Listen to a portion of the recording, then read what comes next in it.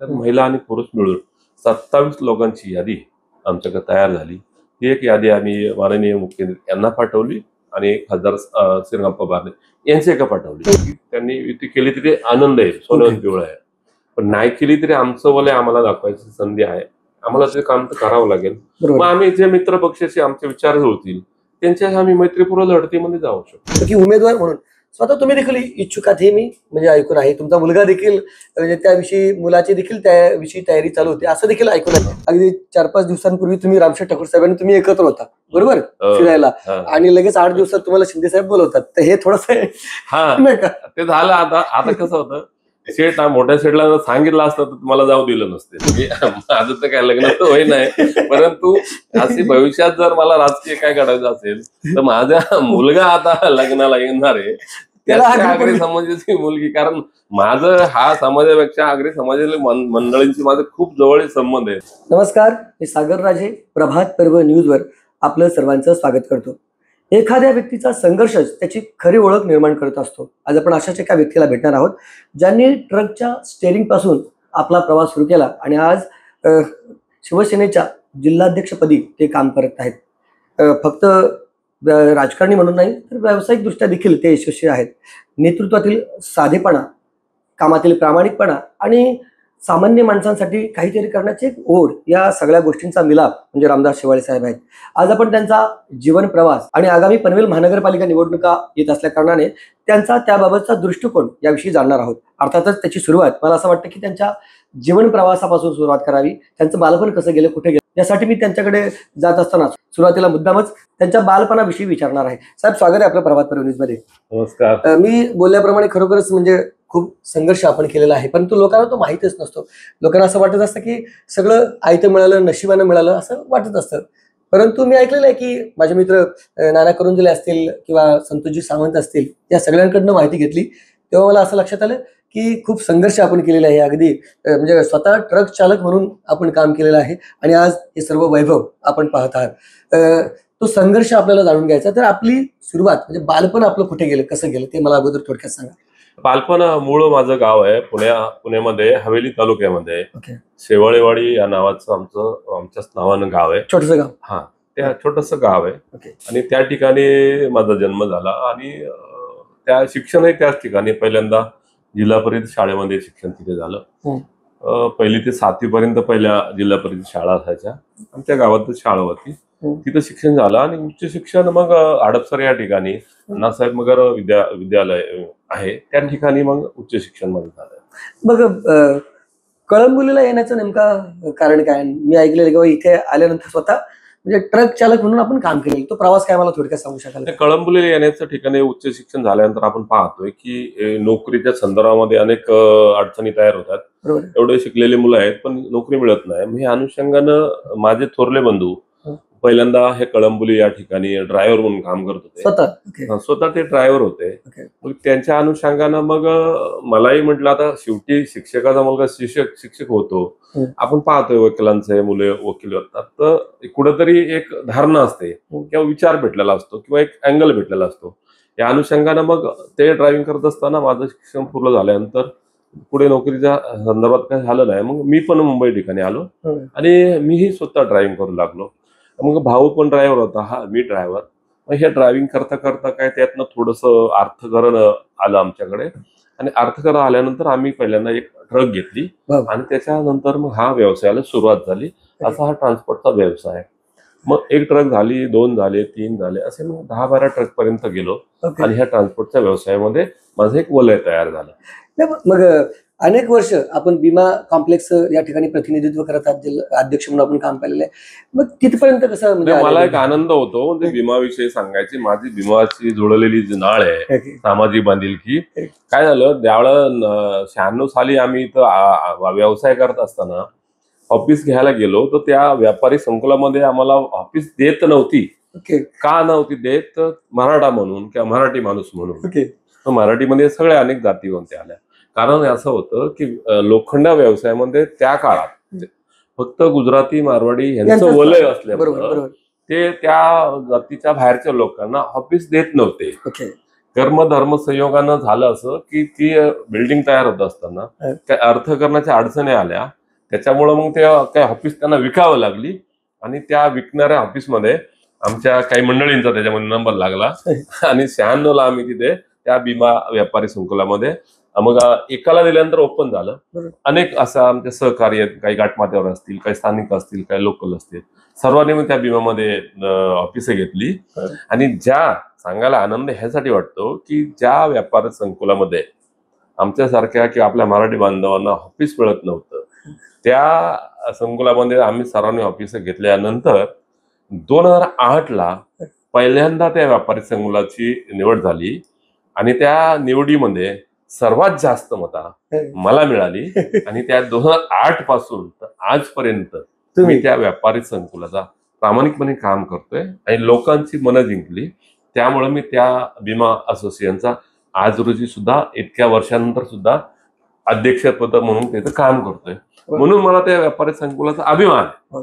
पण ना, मला लोकांना नेहमी ना यशस्वी माणसाचं सिक्रेट ऐकायचं असतं. आज अर्थातच म्हणजे ज्या अर्थी तुम्ही ट्रक चालक म्हणून स्वतः काम केलेले, खूप संघर्ष करायला लागेल, सोपी गोष्ट नाही. आणि आज हजारो करोडचा म्हणजे टर्नओव्हर आहे, मी ऐकतोय म्हणजे तुमच्या संपूर्ण व्यवसायाचं.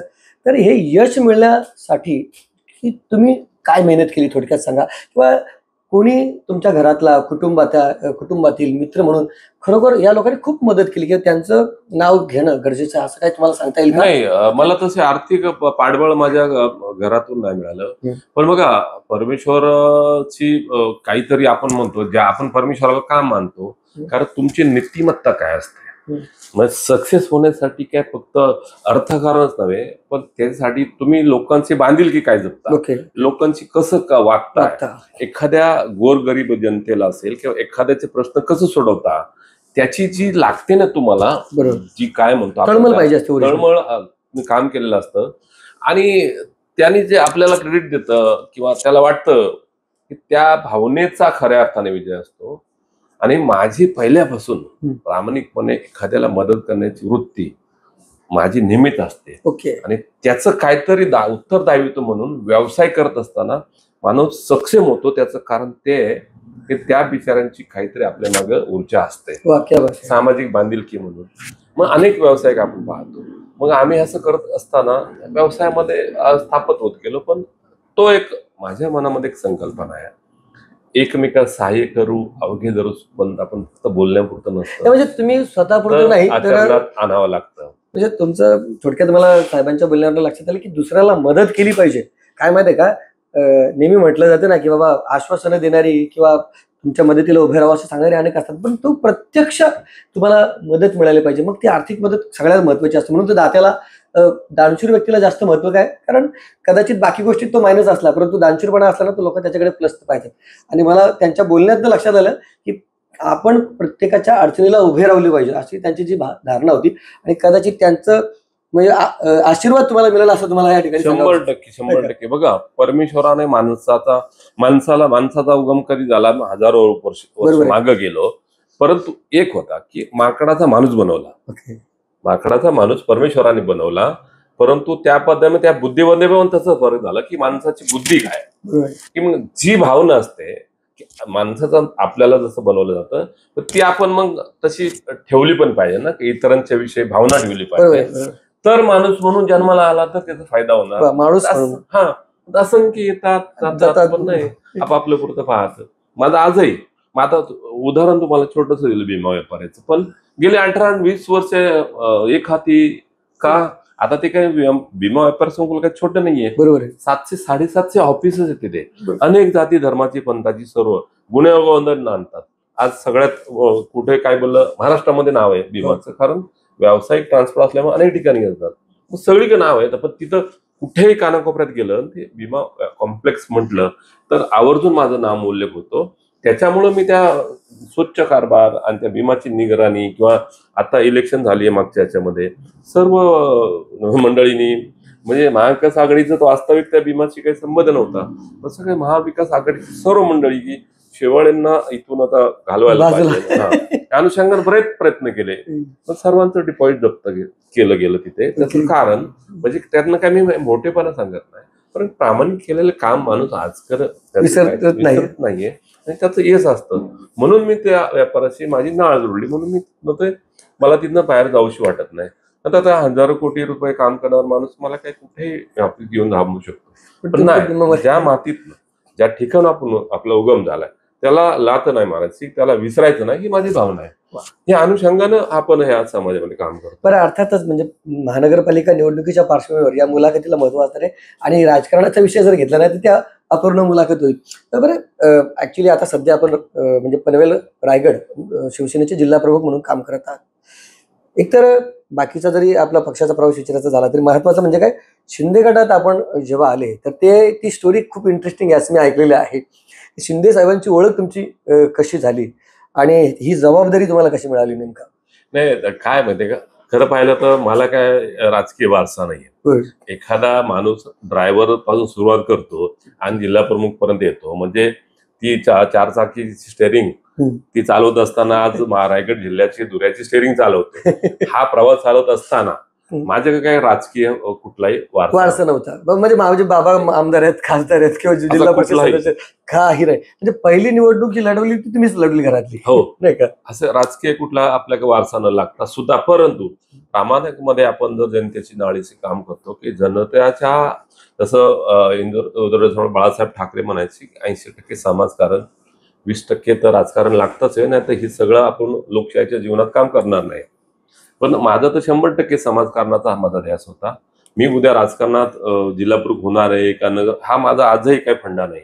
मला आवडतं की जनतेच्या एखाद्या व्यक्ती आपल्याकडे काम घेऊन आलाय आणि ते काम आपल्याकडनं झालं पाहिजे, माझी भूमिका एवढी.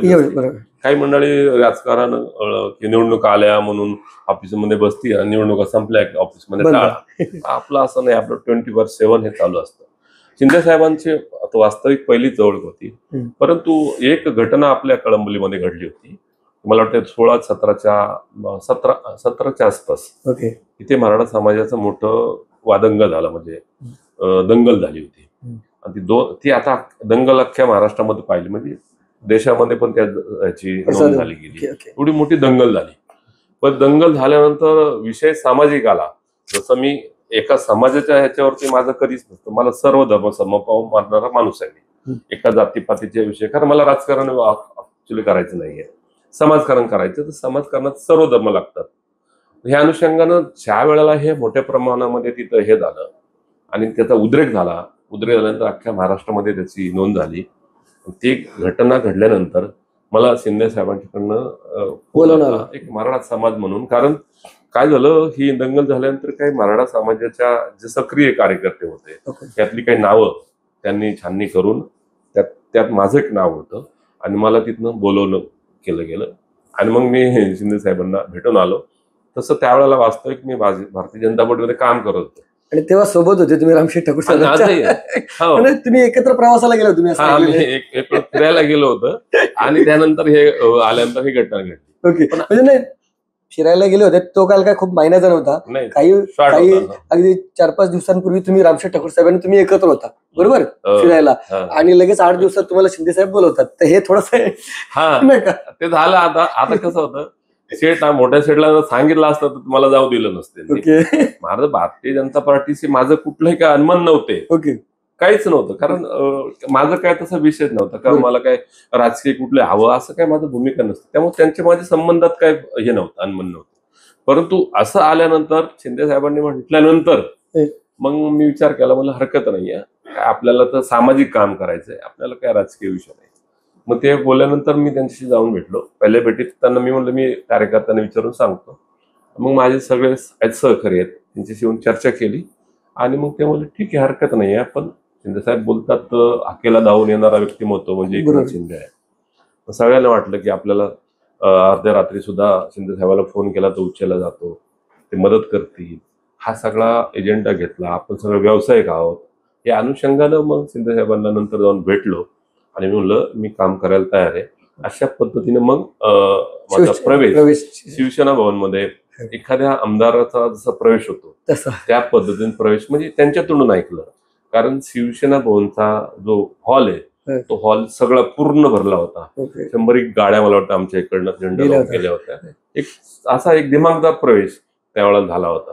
बरं, ही गोष्ट जेव्हा रामशेठ ठाकूर साहेबांना कळली 8 दिवसापूर्वी शिवाळ्यातील वारे माझ्यासोबत होते आणि डायरेक्ट त्यांना कळल्यानंतर मला त्यांची काय प्रतिक्रिया होती? त्यांना बोलवलं. नंतर मी जाऊन भेटून आलो, पाया पडलो त्यांच्या आणि म्हणलं अरे आपण बाहेर ठिकाणी फिरायला गेलो, एकत्र होतो आणि तुम्हाला बोललाच पण नाही. तर मी त्यांना उत्तर दिलं, साहेब शेवटी आता तुम्ही आदरणीय आहात, तुम्हाला बोललं असतं तुमच्या म्हणजे संबंध चांगले आहेत आणि तुम्ही मला जाऊन दिलं नसतं म्हणून मी तुम्हाला बोललो नाही. ते हसले आणि बोलले ठीक आहे. तरी देखील म्हणजे त्यांनी ते ऍक्सेप्ट केलं असं म्हणायला हरकत नाही. कारण माझं त्यांचं काय म्हणजे राजकीय काही अनुमान झाले नव्हते, त्यामुळे तो काय विषय नव्हता. शेवटी लोकशाही आहे, प्रत्येकाची चॉईस आहे. बरोबर. आता महानगरपालिकेच्या निवडणुका कदाचित लवकरच म्हणजे आचारसंहिता वगैरे किंवा तारखा डिक्लेअर होऊ शकतील त्या बाबतीत. तर अशा वेळेला आपली जी तयारी चालू आहे त्या बाबतीत काय सांगू शकाल? म्हणजे मी ऐकतोय की 27 लोकांची जवळजवळची यादी तुमच्याकडे आहे सध्या आणि मग एकतर म्हणजे महायुती म्हणून लढणार, स्वतंत्र लढणार की काय नेमकं कशा पद्धतीने? नाही, काय झालं म्हणजे आता तुम्ही म्हटलं ते ठीक आहे, पण परंतु महानगरपालिका इलेक्शनच्या निवडणुका ह्या कधी ना कधी होणारच आहेत. बरोबर. हे माहिती असतं माणसाला, कारण 2-2.5 वर्ष साधारणतः प्रशासक म्हणून काम करतोय. परंतु ज्या वेळेला बाळासाहेबांचे विचार घेऊन आमचे नेते, मुख्य नेते एकनाथ शिंदे साहेब यांनी ही वेगळी मोड बांधली आणि ती मोड बांधल्यानंतर या जिल्ह्याची जबाबदारी माझ्याकडे आली. तेव्हापासून मी पक्ष बांधणीसाठी मी माझ्या पद्धतीनं पक्ष बांधणीचा ओघ आहे, अनेक पक्ष प्रवेश बांधणीचा ओघ माझा हा चालूच आहे, पण निवडणुकीपुरता नाहीये. कारण मला ए पासून तर झेड पर्यंत जायचं होतं, कारण नवीन सगळं वलय होतं की शिंदे साहेबांच्या वर जाणारा पहिला व्यक्ती मी होतो त्या काळामध्ये. मी आल्यानंतर मग एक एक एक एक असे करत सगळे आपले जमा झाले आणि त्याचं वलय वाढत गेलं आणि तेव्हापासून इलेक्शन म्हणून नव्हे तर तेव्हापासून एक संघटना पक्ष म्हणजे माननीय आमचे नेते एकनाथ शिंदे साहेब ज्या पद्धतीने काम करतात, खऱ्या अर्थानं काहीतरी आपला आयडल असतो ना की ते काम पाहून ते जर 18 तास काम करतात आणि असा व्यक्तिमत्व हा आपल्या राज्याला लाभला असेल तर माझ्यासारख्या कार्यकर्त्याचं तर काहीतरी काम आहे की त्यांना सपोर्ट करणं. या अनुषंगाने आम्ही 18 तास नव्हे पण व्यवसाय करत असताना दिवसात ते 4-5 तास तरी आम्ही संघटनेसाठी देतो आणि त्या माध्यमातून ह्या पनवेल महानगरमध्ये जी बांधणी केली, ती बांधणीचे आमचे मित्रपक्ष पण त्याची दाद देतील. तुम्ही विचारलं त्यांना प्रश्न, कारण 2 निवडणुका विधानसभा असेल, लोकसभा असेल, जी आम्ही कामं केली ती त्यांनी पाहिलेली आहेत. आमचं वलय काय तयार झालंय ते माननीय विद्यमान आमदारांनी सुद्धा पाहिलंय. तुम्ही त्यांना प्रश्न केला तर ते तुला सांगतील नाही, हे प्रामाणिक मंडळी आहे आणि ह्यांचं वलय यांनी आपापल्या पद्धतीने बसवलंय आणि त्या पद्धतीने आमची वाटचाल चालू आहे. आता बघा, इलेक्शन आली की आता ही जी निवडणूक असते हे सर्वसामान्य नागरिकाची किंवा कार्यकर्त्याची निवडणूक असते आणि ह्या कार्यकर्त्याला ही संधी मिळत असते. प्रत्येकाला वाटतं की हा नाही मला नगरसेवक व्हायला पाहिजे, परंतु नगरसेवक व्हायला प्रत्येकाला जरी वाटत असेल परंतु जनसामान्यासाठी तुझी जोडलेली नाळ मी त्या पद्धतीने त्यांना काम करायला आधी देत असतो. बाबा ठीक आहे, काही सगळ्याच गोष्टी काही पैशाने विकत घेता येत नाही. बरोबर.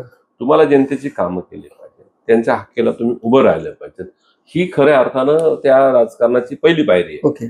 मला उद्या नगरसेवक म्हणून स्वप्न पाहत असाल, स्वप्न पाहायला सोपं आहे, अंमलात आणण्यासाठी काम करायला पाहिजे. ह्या अनुषंगाने माझे सर्व कार्यकर्ते एक फोन केला तर सगळे उपस्थित राहतात आणि त्या पद्धतीने सांगितलेला आदेश त्या प्रामाणिकपणे करून आज ह्या पनवेल महानगरमध्ये सर्व पद्धतीनं आमची शिवसेना मोठ्या जोमानं काम करते. त्याचं खऱ्या अर्थानं येण्या महानगरपालिकेमध्ये आम्हाला त्याचा फायदा होईल असं आम्हाला वाटतंय. माझा महत्वाचा प्रश्न काय, 27 लोकांची यादी तुम्ही तुमच्या पक्षात एसटीने दिलेली आहे महानगरपालिकेच्या दृष्टीने. मध्यंतरीच्या काळामध्ये आमचे या विभागाचे खासदार श्रीराम बारणे यांच्याशी बैठक झाली आणि त्या बैठकीनंतर त्यांनी सांगितलं की तुम्ही तुमच्या आता सक्रिय कार्यकर्ते आहेत त्यांची चाचपणी करा. जर आपल्याला युतीच्या माध्यमातून जायचं असेल तर पहिले आपले किती उमेदवार आहेत, काय परिस्थिती आहे, त्यांचं जनमत काय आहे, त्यांचं अर्थकारण काय आहे, हा सगळा ज्यावेळेला आढाव्याची बैठक घेतली त्यावेळेला स्वयंभू स्वतःहून 27 उमेदवार आमच्याकडे आले. तर महिला आणि पुरुष मिळून 27 लोकांची यादी आमच्याकडे तयार झाली. ती एक यादी आम्ही माननीय मुख्यमंत्री यांना पाठवली आणि खासदार श्रीराम बारणे यांची एका पाठवली. ही गोष्ट खरी आहे, 27 लोकांची इच्छुक आहेत. हा पण आता इच्छुक आहेत, पण आता युती होते का नाही होते नंतरचा भाग आहे. काय म्हणजे आता तुमच्याच म्हणजे प्रश्नात परत उत्तर आहे असं म्हणूया आपण की एकतर भारतीय जनता पार्टी चे जे उमेदवार आहेत सध्या मी ऐकतो की बाबा जवळपास 68 लोकांची यादी त्यांच्याकडे देखील रेडी, कदाचित जास्त पण असू शकेल, म्हणजे पण 68 लोक त्यांना पाहिजेतच असं मी ऐकून. आता ते कितपत त्याच्यानंतर सगळ्या गोष्टी क्लिअर होतीलच. मग इतर मित्र पक्ष आहेत म्हणजे अजित पवार राष्ट्रवादी गट आहेत, तुमचा या ठिकाणी आहे शिंदे गट. मग अशा वेळी 78 सीट ज्या असतील किंवा मग त्यामध्ये सगळ्यांचं समाधान कसं होईल? मग पुढचा निर्णय काय, म्हणजे होईल का? जर तुमच्या सीट किती मग शेवटी नाही झाले तर काय, असे काय पर्याय आहेत तुमच्याकडे? नाही बघा, युती धर्म जर पाळायचा असेल ओके, त्यांच्याकडं तुम्ही किती बोलले 68 68 नाही, मी तर म्हणून त्यांच्याकडे 100 उमेदवार असतात. ओके शेवटी सत्ताधारी पक्ष आहे, ओके. साहजिक आहे. म्हणजे ते ऍड्रेस त्यांना घ्यायचे असं पकडूया आपण. त्यांच्याकडे 100 असतील. ओके. अजून अजितदादा गटाचे काय 5 पदे असतील, आमचे काय 5 पदे असतील. परंतु याचा मेळ बसवायचा म्हटलं, बघा मागे पुढे युती धर्म जर पाळायचा म्हटलं की मोठे भाऊ म्हणून त्यांच्या हातात आहे. आता जर आपण महाराष्ट्राचं उदाहरण घेतलं तर पहा की ज्या वेळेला आमच्या शिवसेनेचे आणि भारतीय जनता पार्टीचे बहुमतात आमदार निवडून आले, बहुमतामध्ये आले, हे बहुमतात आल्यानंतर राष्ट्रवादीची तशी गरज नव्हती. हो बरोबर, पण केलं ना युती. म्हणजे युती धर्म पाळायचा असेल, गरज नसताना सुद्धा अजितदादांना युतीमध्ये घेतलं, हे तर आपलं सर्वांना माहिती आहे. मग त्यासाठी मी म्हणलं त्यांचे 68 असतील किंवा 100 असतील, परंतु त्यांच्या मनात आलंच की बाबा विधानसभा लोकसभा एकत्र लढलोय, ह्या लोकांनी आपल्यासाठी चांगलं काम केलेलं आहे, हा त्यांच्या मनामध्ये आमच्याविषयी काय आदरभाव असेल तर ठीक आहे ना. आम्ही म्हणत नाही आमची 27ची यादी झाली म्हणून 27 द्या, काय तडजोड होतील त्या हिशोबाने त्या अनुषंगानं ते मिळतील ते आपण काम त्यात आम्ही समाधानी राहू. नाही मिळालं, नाही मिळाली तर बघा शेवटी लोकशाही, नाही मिळाली तर प्रत्येकाला प्रत्येकाचे काहीतरी आहेतच ना, स्वातंत्र्य आहेच ना.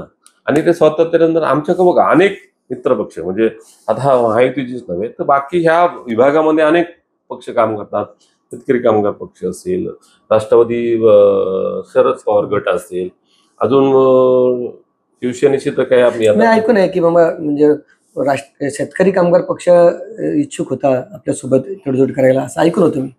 नाही इच्छुक आता माझ्याकडनं सगळ्यांचे येतात. ओके. किंवा साहेब तुमचे काय होत आहे, युती नसेल होत तर आमच्या सोबत या. एक पक्ष नव्हे अनेक पक्षांचे विचार आमच्याशी जुळत आहेत, कारण मी सामाजिक कार्यकर्ता म्हणून काम केलेलं इथे.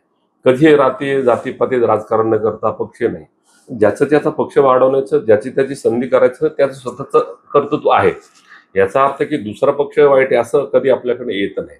त्यामुळे माझे सर्व पक्षांची मैत्रीचे संबंध आहेत, त्याच्यामुळे मला काही अडचण नाही आहे. परंतु आमचं असं म्हणणं आहे की आमच्या नेत्याचं असं सांगणं आहे की महाराष्ट्रामध्ये महायुती म्हणून शक्यतो महायुती म्हणून आपल्याला सर्वांना सामोरं जायचंय. त्यामुळं आपण महायुतीतल्या मित्र पक्षाला कुठलंही काय अडचण येईल असं वक्तव्य करायचं नाहीये. तुम्ही प्रश्न विचारला म्हणून आहे की शेवटचा पर्याय आता ते आम्ही त्यांच्याकडे आस लावून पाहतोय की त्यांनी युती केली तरी आनंद आहे, सोनं पिवळं आहे, पण नाही केली तरी आमचं वलय आम्हाला दाखवायची संधी आहे, आम्हाला ते काम तर करावं लागेल. मग आम्ही जे मित्र पक्षाचे आमचे विचार जुळतील त्यांच्या आम्ही मैत्रीपूर्व लढतीमध्ये जाऊ शकतो. त्याला मी बघा मागे शिवसेना एक होती तेव्हा म्हणजे एकही उमेदवार निवडून आला नव्हता आणि आता तर 2 शिवसेना झालेल्या आहेत. तुम्हाला असं वाटतं का म्हणजे मागचं जे काम आहे त्या बळावर आपल्याला 27 उमेदवार जी लढवायची तुमची इच्छा आहे, म्हणजे कदाचित स्वबळावर लढवता सगळेच लढवावे लागतील ना, तोही भाग वेगळा आहे. तुम्हाला कुठल्या दृष्टिकोनातून पाहता, म्हणजे एकनाथ शिंदेकडे आले, एकनाथ शिंदे सोबत आल्यानंतर कुठली अशी कामं झाली असे तुम्हाला सांगता येईल, कुठली कामं केली? 100% फरक आहे ना. 2.5 वर्षामध्ये मागच्या शिवसेनेमध्ये, आता मी मुळात जुन्या शिवसेनेपासून आहे, 2.5 वर्षामध्ये 2.5 दिवस पण त्या मंत्रालयात गेलेला मुख्यमंत्री आणि त्यानंतरच्या कालखंडामध्ये 18 20 तास केलेला मुख्यमंत्री, हे दोन्ही मुख्यमंत्री पाहिले ना. आम्ही आज काय आमच्याच वलयावरती नाचतोय असं नव्हे. एकनाथ शिंदे साहेबांचं एवढं कर्तृत्व त्यांनी करून ठेवलंय महाराष्ट्रामध्ये, हे पहिला मुख्यमंत्री आपल्याला असा भेटलाय. मी याचा अर्थ काय दुसरे वाईट असं नाही की पहिला असा मुख्यमंत्री होता की ते 18 22 तास काम करत होते आणि ज्या सर्वसामान्य कार्यकर्त्याला वर्षा बंगला आतून कसा आहे हा पाहायला मिळत नव्हता, तिथे आमचा सर्वसामान्य नागरिक, पक्षाचाच नव्हे महाराष्ट्राला सर्वसामान्य नागरिक त्या वर्षामध्ये येऊन साहेब नाही भेटले तरी बसून तिथनं म्हणजे साहेबांचं एक होतं की आलेला कार्यकर्ता लांबून आलाय उपाशीपोटी जाऊ नये, म्हणजे जेवणाची व्यवस्था केली होती. तर विरोधकांनी त्या जेवणाच्या बिलाविषयी सुद्धा वादंग केलं की एवढे 2-2 कोटी जेवणाचं बिल वर्षाचं आलंय. अरे पण जनतेचा पैसा आहे आणि ते जनतेचे सेवक आहेत, त्या महाराष्ट्रातील सगळी जनता येते, त्यांना जेवणाचा खर्च साहेब बोली काही असो त्याकड्यांची सोय झाली पाहिजे. असा काम करणारा मुख्यमंत्री आम्हाला भेटला. त्याचं वलय या महाराष्ट्राने पाहिलंय. विधानसभेला लाडक्या बहिणी योजना असेल किंवा ज्येष्ठ नागरिक असतील, असंख्य योजना. पनवेलमध्ये काही गोष्टी झाल्या पनवेलमध्ये पण झाल्या ना, म्हणजे लाडक्या बहिणीचा विषय तर झाला, पण पनवेलमध्ये आमच्या दृष्टीने आमच्या लेखी कसं आहे, जे काम आम्ही आमचे नेते म्हणून शिंदे साहेबांकडे जायचो. तुम्ही असा मुख्यमंत्री पाहिलाय का रात्री 2 वाजता फोन उचलतो? बापरे. म्हणजे माझा अनुभव सांगतो ना, आमच्या सारख्याला काही अडचणी आल्या रात्री 2 वाजता, म्हणजे आपल्याला असं वाटतं की फोन करू नये का, आम्ही घाबरायचो. नाही, रात्री 2 वाजता फोन केला तर फोन उचलणारा मुख्यमंत्री जर आम्हाला महाराष्ट्राला भेटत असेल आणि तो आमचा मुख्य नेता असेल तर निश्चितच मतदानामध्ये त्याचा परिणाम भेटतो, आम्हाला मिळणार त्याचा फायदा. आणि त्या अनुषंगाने आम्ही पण साहेब जेवढं काम करतोय तर कार्यकर्ता म्हणून आपण का करू नये, या अनुषंगानं ह्या भागामध्ये केलेली कामं म्हणजे बरेच, म्हणजे आता ग्रामीण भागामध्ये काही मी जिल्हा प्रमुख म्हणून, जिल्हा प्रमुखाला काही फंड नसतो पाहिलं तर, आमदार खासदार ह्यांना फंड असतो, पण आमच्यासारख्या कार्यकर्त्यांना सुद्धा 5-5, 6-6 करोडची कामं सांगून तिकड मिळवली एक पट्ट्यामध्ये केलंय आपण.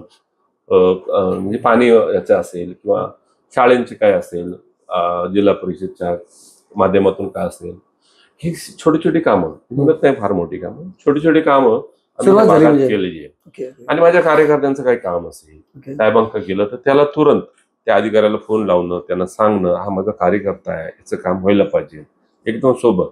म्हणजे मुख्यमंत्री असताना सुद्धा, नगरविकास मंत्री असताना सुद्धा आणि सर्वसामान्य माणूस म्हणून आम्ही त्यांच्याकडे पाहतो.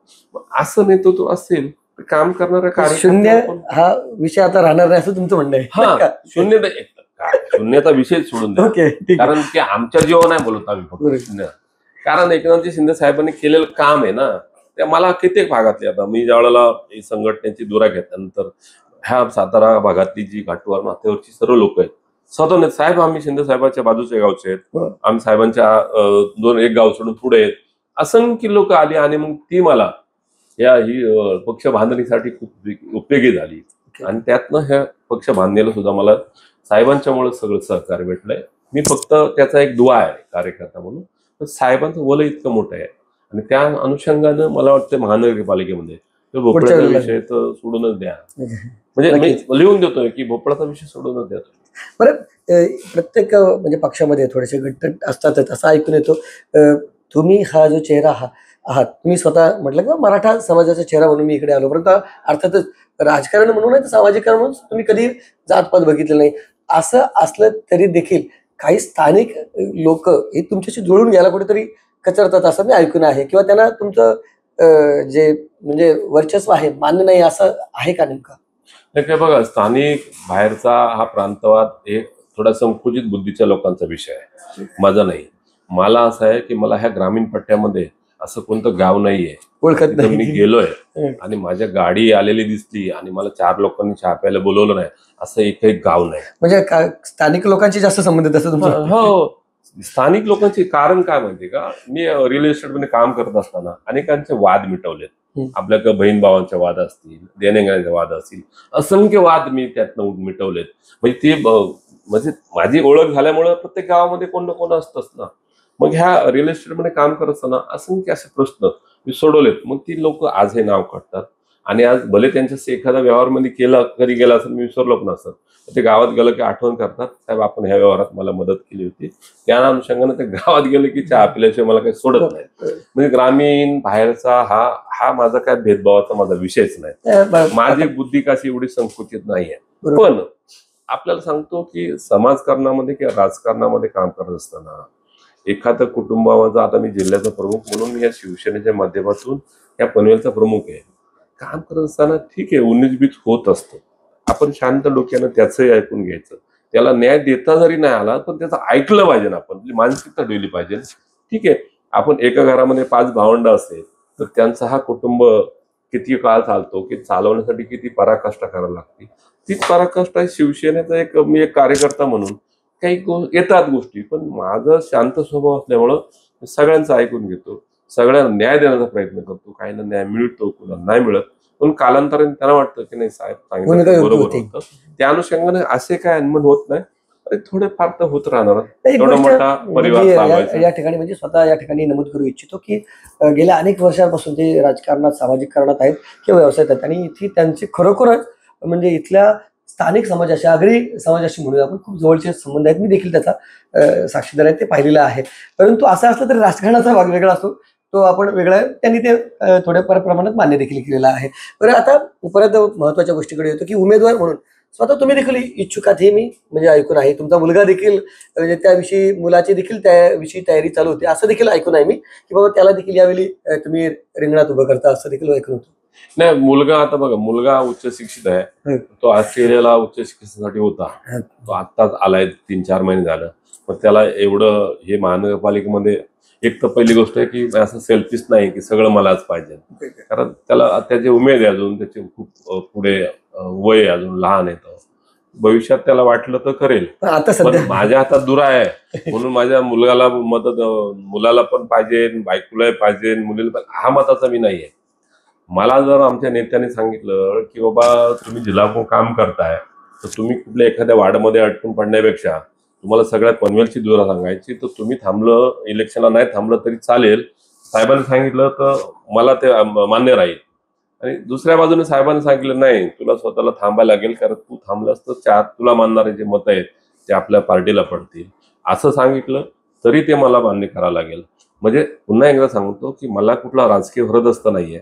मी एक सामाजिक जीवनामध्ये काम करणारा व्यक्ती आहे. मला काय हे एखादं पद असावं अशी माझी भूमिका कधी नसती. मी महानगरपालिका लढवावी असंही माझ्या काय मनात नाहीये. परंतु पक्षाचा आदेश आला, जर आम्ही 10 वेळा म्हणतो की 18 तास काम करणारा व्यक्तिमत्व म्हणून शिंदे साहेब पाहिलं जातं, मग शिंदे साहेबांचं जे बोल आहेत ते आमच्यासाठी अंतिम असणार आहेत. ते बोलले तुला उद्या इलेक्शनला सामोरं जायला लागेल, मान्य आहे. ते बोलले नाही, तू इलेक्शनला उभं राहायचं नाही, सगळ्या मतदारसंघामध्ये फिरून काम करायचं, मान्य आहे. असं मला तरी आत्ताच्या घडीला माझे विचार असे आहेत. ओके, म्हणजे जी पक्षाची जबाबदारी दिली ती पक्ष दिली ते 100%. पण आता मुलाखतीच्या म्हणजे शेवटाकडे आपण येणार तर जाता जाता एक प्रश्न म्हणजे मला थोडासा माझ्याकडनं राहिला तो म्हणजे आगरी समाज मी त्याच्याच अनुषंगाने विचारतो.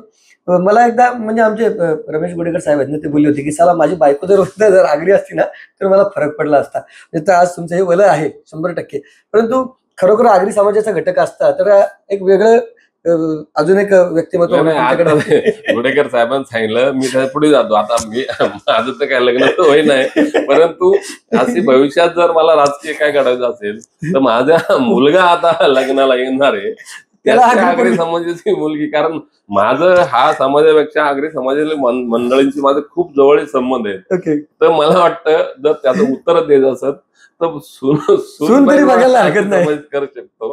एवढं आता हा फरक आहे. म्हणजे थोडक्यात तुम्ही मानताय का की तो थोडा फरक पडतो असा, म्हणजे कदाचित एक स्वतः जर तुम्ही आगरी समाजाचे असतात तर थोडासा फरक पडला असता असं म्हणता येईल का?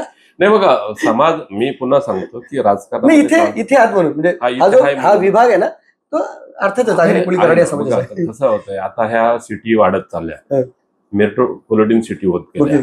उद्या आता विमानतळ चालू झाल्यानंतर हा जो डेव्हलपमेंटचा भाग आहे, हा लोकल जे समाज आहे त्याच्यापेक्षा कितीतरी पटीने जास्त वाढणार आहे. क्लिअरच करून टाकला विषय. हा वाढणार आहे, पण माझं असं म्हणणं आहे तुम्ही जनसामान्याची कामं करा ना. बरोबर, समाज काय करून बसताय. लोकांची जर आता तुम्ही आगरी समाजाचे व्यक्ती असाल, आम्ही तुमची काय मदत केली असेल तर तुम्ही कुठे पाहणार आहे. हो, म्हणजे समाजकारणात राजकारणात समाजकारणाचा खूप जवळचा संबंध आहे. तुम्ही समाजाची जी नाळ आहे, समाजाचं काय काम करताना हे तुमच्यासाठी खरंच महत्वाचं राहतं. जातपातीवरती काय कुठला असं असतं ना, प्रत्येक जातीचं मग तो ह्या राजकारणाची घडीच बसली नसते. ठीक आहे, तुम्ही जरी मान्य नाही केलं, परंतु इथले जे सगळे प्रमुख आहेत ते इथले आगरी समाजाचे आहेत, ही देखील वस्तू म्हणजे तुमच्याकडे वेगळी संधी आहे. म्हणजे रामचंद्र ठाकूर साहेब असतील, राम पाटील असतील, प्रशांत ठाकूर असतील, आरसी करत असतील, महेंद्र घरत असतील, अगदी सुदाम पाटील असतील, कितीतरी बबनदादा पाटील असतील, बरीच मोठी मंडळी या समाजाची आहेत. हा देखील एक वेगळा विषय आहे, त्या विषयावर आपण नंतर कधीतरी चर्चा करू. जाता जाता आता या सगळ्या महानगरपालिकेच्या निवडणुका, आपले कार्यकर्ते या सगळ्यांना जर या सगळ्या बाबतीत, तयारीच्या बाबतीत म्हणूया आपण किंवा मेहनतीच्या बाबतीत म्हणूया आपण, त्यांनी काय केलं पाहिजे आणि या सगळ्या बाबतीत त्यांना काय आवाहन कराल तुम्ही? नाही मी माझ्या कार्यकर्त्यांना Yes. मी माझ्या कार्यकर्त्यांचं सांगतो मला की इलेक्शन पुरतं मी काहीच सांगत नसतो. माझे सामाजिक बांधिलकी बाळासाहेबांचं जे स्वप्न होतं 80% समाजकारण, हाच पायंडा घेऊन आपण समाजामध्ये काम केलं पाहिजे. उद्या निवडणूक आहे म्हणून घराच्या बाहेर पडताल आणि निवडणूक झाली तुम्ही घरात जाऊन झोपताल असं माझा विषयच नाही. बरं. तोच म्हणजे मी स्वतःच त्या विचाराचा नाही. ओके. त्यामुळे कार्यकर्त्यांना घडवण्यासाठी मला ऍडिशनल कुणाचं काय घ्यायची गरज नाही. माझं प्रामाणिक म्हणणं असतं इलेक्शन पुरतं तुम्ही याच्याकडे पाहू नका. ओके. आपल्याला परमेश्वरांनी मगाशी म्हटलं माकडाचा माणूस बनवला तर माणसानी माणसाविषयी कुठेतरी काम आलं पाहिजे.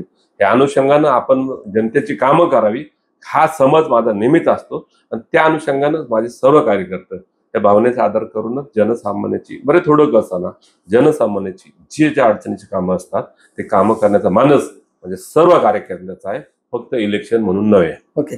तर पनवेल रायगडचे शिवसेना जिल्हाध्यक्ष रामदास शेवाळे साहेब आपल्यासोबत होते.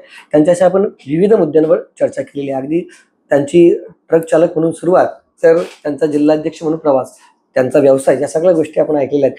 आगामी महानगरपालिकेच्या बाबतीत त्यांचा काय दृष्टिकोन आहे ते देखील आपण ऐकलेलं आहे. प्रसंगी म्हणजे बाकीचे पक्ष देखील माझ्यासोबत म्हणजे चर्चा करायला तयार आहेत असं देखील त्यांनी इनडायरेक्टली या ठिकाणी सांगितलेलं आहे. या सगळ्या गोष्टी ऐकल्यानंतर तुम्हाला काय वाटतं? तुमची प्रतिक्रिया अवश्य नोंदवा. व्हिडिओ जर्नलिस्ट यासिन खानसह सागर राजे, प्रभात पर्व न्यूज करता, कळंबोली. धन्यवाद. जय महाराष्ट्र. जय महाराष्ट्र.